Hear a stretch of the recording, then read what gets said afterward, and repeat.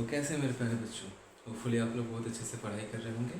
तो आज के सेशन में हम लोग स्टार्ट करने वाले हैं क्लास 9th के मोशन का दूसरा टॉपिक, जो होने वाला है आपको डिस्टेंस एंड डिस्प्लेसमेंट के बीच का डिफरेंस, स्पीड एंड वेलोसिटी के बीच का डिफरेंस, और एक्सेलरेशन एक नया टर्म जो क्लास 9th में इंट्रोड्यूस हुआ है वो क्या होता है।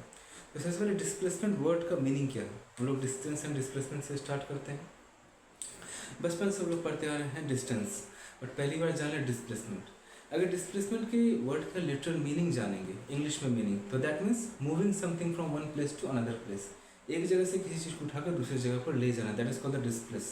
When something is displaced, that incidence is called the displacement. और फिजिक्स के लैंग्वेज में डिस्प्लेसमेंट क्या होता है, डिस्टेंस क्या होता है, एक एग्जाम्पल से समझते हैं। सपोज कोई पॉइंट ए है, ठीक है, पॉइंट बी है। पॉइंट ए से पॉइंट बी तक जाने के लिए ये कोई पाथ बना हुआ है और एक पाथ ये है, ठीक है। जब हम डिस्टेंस की बात करेंगे पॉइंट ए से बी तक की, ये जो पर्टिकुलर पाथ होता है, जो total length of the path is called the distance. But जो शॉर्टेस्ट लेंथ होगा इस पॉइंट ए और बी के बीच का शॉर्टेस्ट लेंथ, वो क्या कहलाएगा, वो कहलाएगा आपको displacement. Displacement is the actually the shortest length between two points.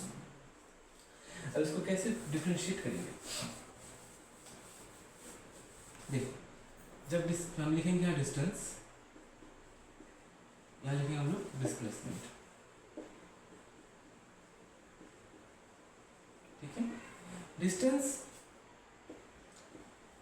It is the total length of the path, it is the total length of the path. कोई पाथ है, जो पर्टिकुलर पाथ क्या होगा, दो पॉइंट्स के बीच का जो gap वो क्या कहलाता है, पाथ कहलाता है। तो जो टोटल लेंथ जो पाथ का वो क्या कहलाएगा, आपको डिस्टेंस कहलाएगा। Similarly it is the shortest length of the path, it is the shortest length of the path, shortest length of the path। दूसरे लैंग्वेज में कहें तो it is the difference between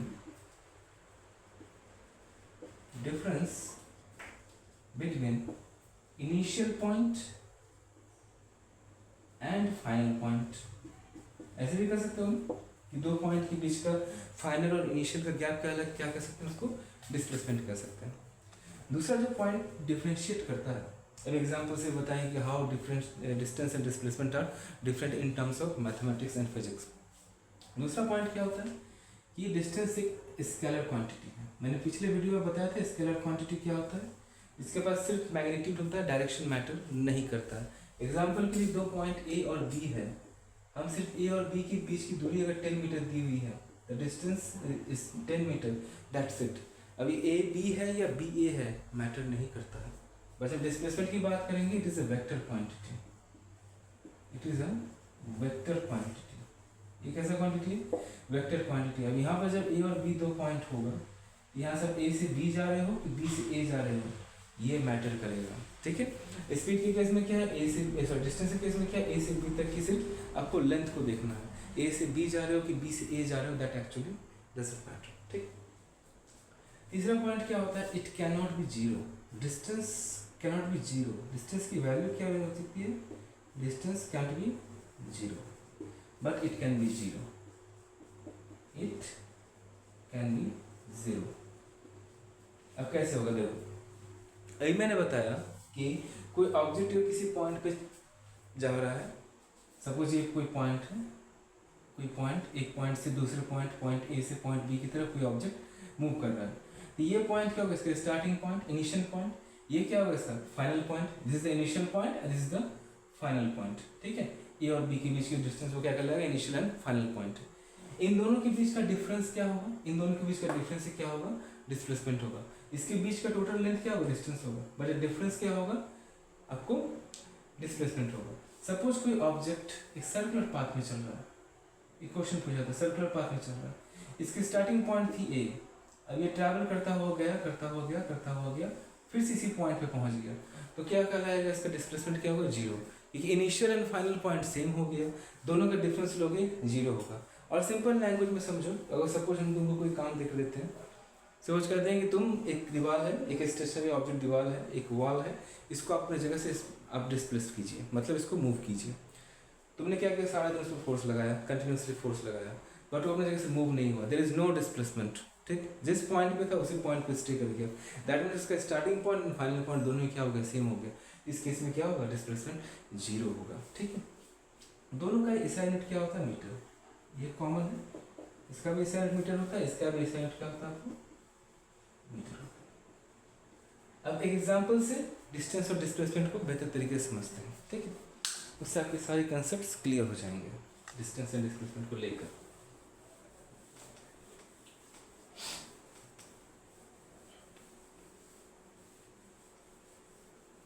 एक केस कंसिडर करते हैं, चलो, एक पॉइंट है ए, एक पॉइंट है बी, एक पॉइंट है सी। ए से बी तक की दूरी मान लेते 10 किलोमीटर है, यहाँ से यहाँ तक की दूरी मान लेते हैं हम लोग 15 किलोमीटर है, ठीक है, इतनी डिस्टेंस पे है। अब कोई ऑब्जेक्ट P ट्रैवल कर रहा है, केस 1 में P ट्रैवल करके C तक गया, ठीक है, केस 1 में P ट्रैवल करके C तक में गया। केस 2 में, केस 1 में, तो इस केस में जब हम केस 1 की बात करेंगे, लेकिन केस 1 में हम जब केस 1 की बात करेंगे, डिस्टेंस ट्रेवल्ड बाय P क्या होगा, 10 kilometre plus 15 kilometre which is 25 kilometre, ठीक। डिस्प्लेसमेंट भी निकालोगे, डिस्प्लेसमेंट भी क्या होगा, final point minus initial point, final point was 0, initial point was 0, final point क्या होगा 10 किलोमीटर प्लस 15 किलोमीटर, टोटल कितना किलोमीटर ट्रैवल किया, 25 किलोमीटर। जब 25 माइनस 0 करोगे तो आंसर विल बी 25 किलोमीटर, ठीक है। दोनों के फर्स्ट केस में क्या है कि ऑब्जेक्ट का डिस्प्लेसमेंट एंड डिस्टेंस क्या है, इक्वल है। केस 2 में लेते हैं, अब P यहाँ से यहाँ तक गया, ये अब वापस कहाँ तक आ गया, B तक, इसमें जब डिस्टेंस निकालोगे केस 2 में डिस्टेंस, तो क्या होगा, ये A से B गया, फिर B से C गया, फिर C से, मतलब इसमें कितनी डिस्टेंस ट्रैवल की, AB plus BC plus again CB, इतना ट्रैवल किया, तो आप लिखोगे 25 किलोमीटर, ये दोनों तो 25 किलोमीटर है, plus 15 kilometre which is 40 kilometre. But displacement क्या होगा, मैंने बोला था initial final minus initial, initial point क्या है 0 एंड फाइनल पॉइंट क्या है, ये अभी ऑब्जेक्ट किस पॉइंट पे है, ये P कहाँ पे है आपको, ठीक, B पर है, B तक कितनी डिस्टेंस ट्रैवल किया गया था आपने, B की पॉइंट के 10 किलोमीटर, तो डिस्प्लेसमेंट होगा, तो कितना होगा आपको 10 minus 0 is equal to 10 kilometer. आपने देखा दूसरे केस में कितना डिफरेंस है डिस्टेंस और डिस्प्लेसमेंट के बीच में। केस 3 लेते हैं, ऑब्जेक्ट को वापस लेकर आते हैं, हम पॉइंट P पर वापस आ गए, मतलब पॉइंट A पे ये वापस आ गया, ये ऑब्जेक्ट P ट्रैवल करके पॉइंट A पे वापस आ गया। तो केस 3 में आप जो डिस्टेंस की बात करोगे, डिस्टेंस कितना होगा 10 किलोमीटर 10 किलोमीटर 10 का 50 25 का डबल कितना होगा 50 किलोमीटर। बट मैंने बोला था जो डिस्प्लेसमेंट निकालोगे तो फाइनल माइनस इनिशियल, इसका फाइनल पॉइंट वही है जो इसका इनिशियल पॉइंट है, तो फाइनल और इनिशियल का डिस्प्लेसमेंट कितना होगा 0, डिस्प्लेसमेंट क्या हो गया 0। तो बात समझ में आई, displacement can be 0 but displacement can not be 0, ठीक है। दूसरी बात कि डिस्प्लेसमेंट एक पॉइंट पे याद रखना,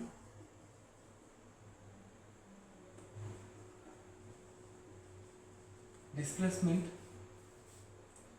can be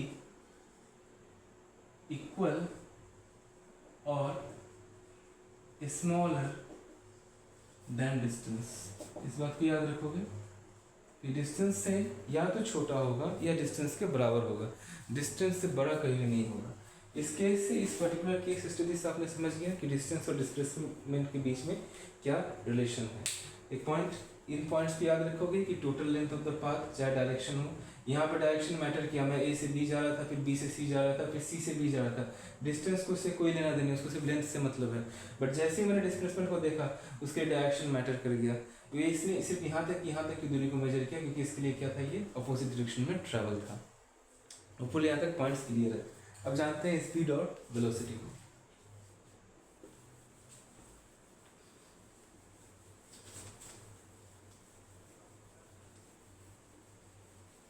speed and velocity, काफ़ी आसान सा टॉपिक है स्पीड एंड वेलोसिटी। जब स्पीड को डायरेक्शन दे देते हैं तो क्या कहलाता है, आपका वेलोसिटी कहलाता है। जब स्पीड को डायरेक्शन देंगे तो क्या कहलाएगा, वेलोसिटी कहलाएगा। यहाँ लिखोगे स्पीड, लिख लिया, लिख ही लिखोगे, यहाँ लिखा वेलोसिटी। स्पीड क्या होता है, it is the rate of change of distance. ये क्या होता है, rate of change of distance. Speed की जो फॉर्मूला होती है वो होता है आपको डिस्टेंस अपॉन टाइम। ठीक, ये अपने मैथ्स में पढ़ा होगा पिछली कक्षा में या फिर उससे पहली कक्षा में। ठीक है, तो डिस्टेंस, स्पीड बराबर डिस्टेंस अपॉन टाइम। अब इसकी असाइनमेंट क्या होगी, असाइनमेंट क्या होगी, डिस्टेंस को हम लोग किस में नापते हैं, फंडामेंटल क्वांटिटी है मीटर में, टाइम को किस में नापते हैं, सेकंड में, तो क्या होगा मीटर पर सेकंड, या फिर उसको ऐसे भी लिखते हो मीटर पर सेकंड। ठीक है, दूसरा वेलोसिटी जब लिखेंगे, it is the rate of change of displacement. जब भी रेट ऑफ चेंज ऑफ का आएगा ना फिजिक्स में, रेट ऑफ चेंज ऑफ का मतलब होता है जब भी कोई फिजिकल क्वांटिटी टाइम के रिस्पेक्ट में चेंज हो रहा होता है। ठीक है, when physical quantity changes its value with respect to time is called the rate of change. ठीक है, तो velocity it is the rate of change of displacement. Displacement का फॉर्मूला होता है, डिस्प्लेसमेंट को हम लोग स्मॉल एस से डिनोट करते हैं, याद रखना। आगे क्वेश्चन ऑफ मोशन आएगा उसमें आपको। ठीक है, displacement is a velocity, velocity का फॉर्मूला, वेलोसिटी बराबर डिस्प्लेसमेंट।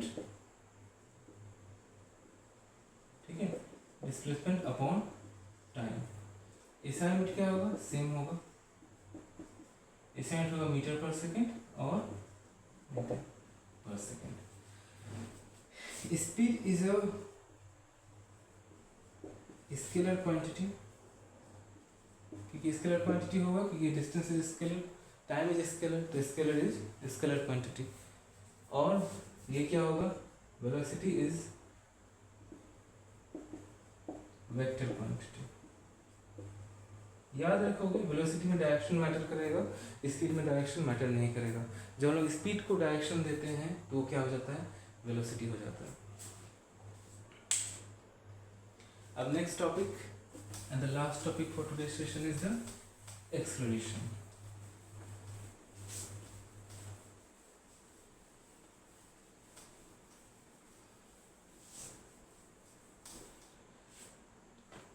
एक्सेलरेशन इंपॉर्टेंट टॉपिक है, पहली बार पढ़ रहे हो, नाइन्थ में पहली बार एक्सेलरेशन आता है टॉपिक। एक्सेलरेशन